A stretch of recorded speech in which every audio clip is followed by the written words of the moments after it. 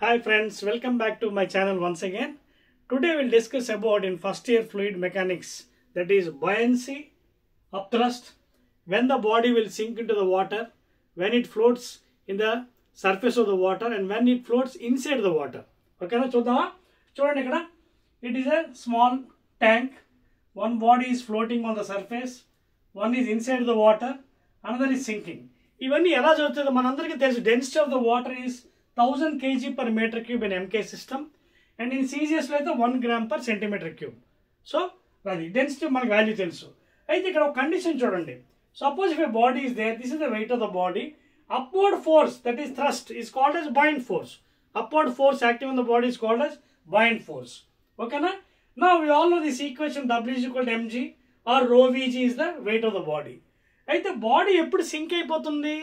When the density of the body is greater than the density of the liquid. You can see a third case.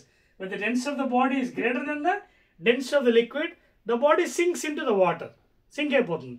తర్వాత when the density of the body is equal to the density of the liquid, then it floats inside the water. అది కొంచెం కిందన అవ్వచ్చు లేదా పైన అవ్వచ్చు. ఓకేనా?